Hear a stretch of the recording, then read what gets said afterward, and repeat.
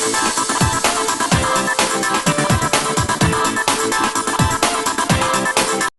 Everyone, welcome to Grow skills.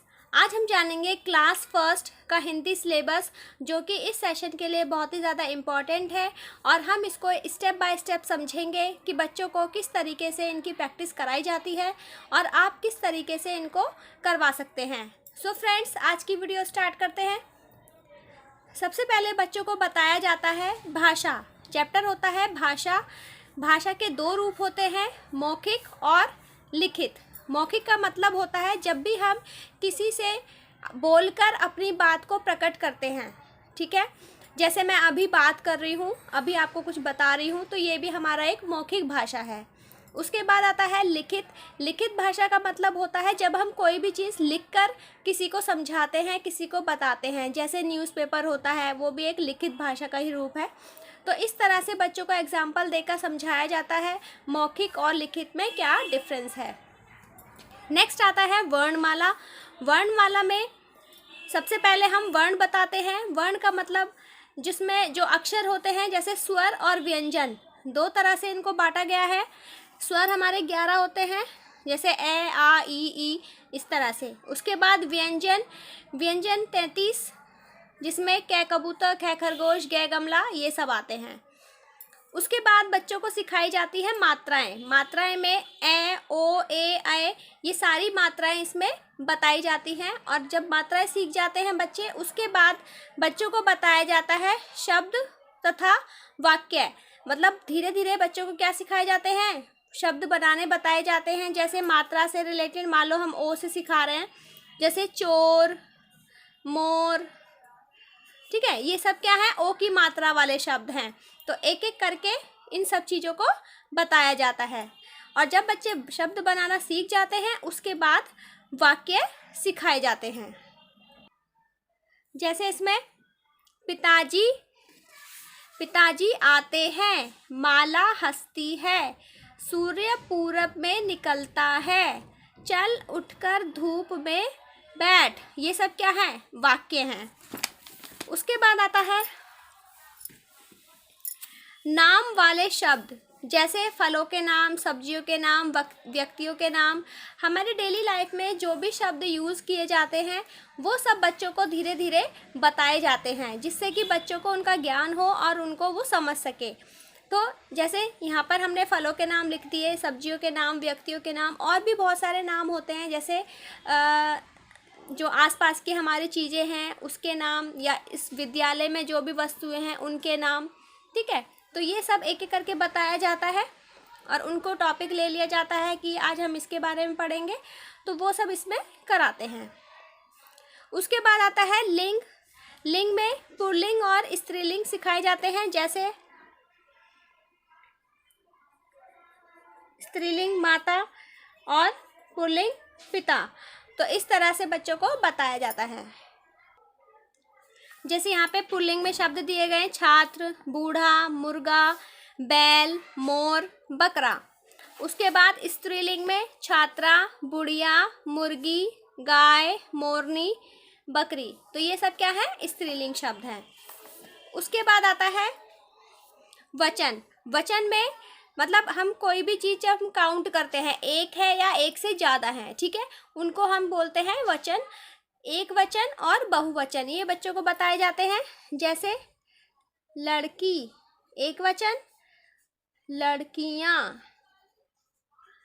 ये हो गया हमारा बहुवचन। तो इस तरह से बच्चों को सिखाया जाता है। जैसे यहाँ पे दिया हुआ है लड़का, लड़के, लड़की, लड़कियां, बच्चा, बच्चे, टोपी, टोपियां, मेला, मेले, पंखा, पंखे, इस तरीके से। या फिर जैसे हमने एक शब्द मतलब वाक्य दे दिया, लड़की पढ़ रही है। अब इसका हमें बहुवचन बनाना है, तो कैसे लिखेंगे, लड़कियां पढ़ रही हैं, इस तरीके से। उसके बाद आता है संज्ञा। बच्चों को संज्ञा की परिभाषा सिखाई जाती है। संज्ञा क्या होता है, किसी प्राणी, वस्तु अथवा स्थान के नाम को ही संज्ञा कहते हैं। जैसे प्राणी में पुरुष, स्त्री, झांसी की रानी, मदर टेरेसा, गाय, बकरी, शेर, कुत्ता, ये सब क्या आते हैं, हमारे संज्ञा है। इसमें प्राणी भी है, वस्तु भी है, स्थान भी है, तो जो भी कैटेगरी में आएगा वो सारे हमारे संज्ञा कहलाते हैं। जैसे यहाँ पे मंदिर, मस्जिद, विद्यालय, कार, पेड़, गिलास, रेलगाड़ी, ये सब। तो इन सब बच्चों को एग्जाम्पल दिया जाता है कि किस किस चीज़ को हम संज्ञा बोलते हैं। उसके बाद आता है सर्वनाम।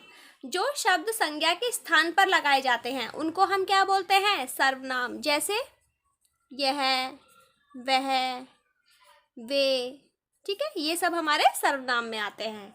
हम, ये सब। इनको हम और विस्तार रूप से समझते हैं, जैसे पुरुषवाचक सर्वनाम मैं, हम, तुम, वह, वे, आप, ठीक है। निश्चयवाचक में यह, ये, वह, वे। अनिश्चय में कोई, कुछ। संबंध में जो, जैसा, वैसा। प्रश्नवाचक कौन, क्या, किसे, किसको आदि। निजवाचक में आप, स्वयं, अपने आप, ठीक है। ये सारे होते हैं। इनको हम सेंटेंस के द्वारा या वाक्य के द्वारा समझाते हैं।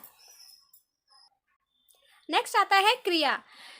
क्रिया ऐसे शब्द होते हैं जिस किसी काम के करने या होने का पता चलता है, उसे हम क्या कहते हैं? क्रिया। जैसे इंग्लिश में जिसको हम वर्ब कहते हैं, ठीक है। फॉर एग्जाम्पल नाचना, सोना, खेलना, कूदना, उठना, बैठना, आना, जाना, ये सब क्या है? हमारे वर्ब होते हैं या क्रिया होते हैं। और इससे रिलेटेड अगर हम कोई वाक्य समझें, फॉर एग्जाम्पल जैसे नेहा नाच रही है, बिल्ली दूध पी रही है, दादाजी कहानी सुना रहे हैं। ये वाला जो शब्द है हमारा, ये क्या है? ये हमारा क्रिया है। पिताजी समाचार सुन रहे हैं, ठीक है। उसके बाद आता है विशेषण। विशेषण क्या होता है? जो शब्द ऐसे शब्द जो किसी शब्द की या किसी व्यक्ति की, वस्तु की विशेषता बताते हैं, ठीक है, उन्हें हम विशेषण कहते हैं। जैसे सुंदर, चतुर, ठीक है।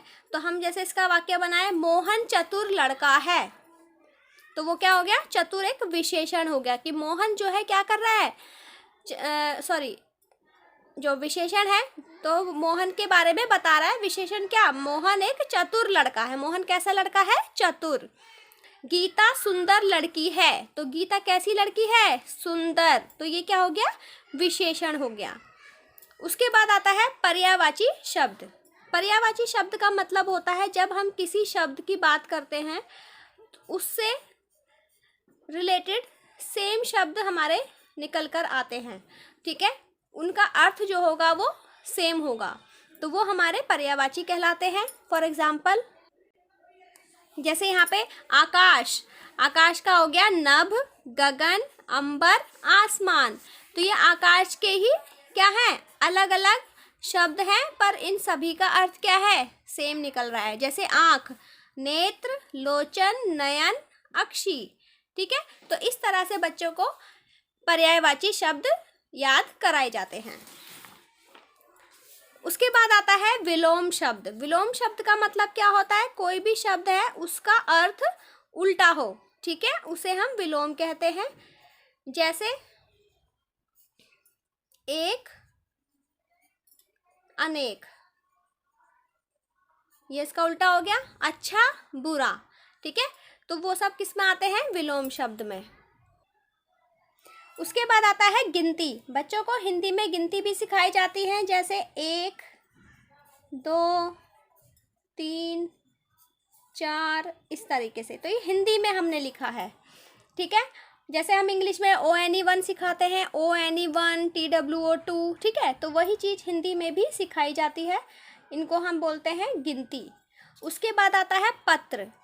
पत्र में बहुत छोटे छोटे टॉपिक्स सिखाए जाते हैं। फर्स्ट क्लास के बच्चे छोटे होते हैं तो उसके हिसाब से उनको बताया जाता है।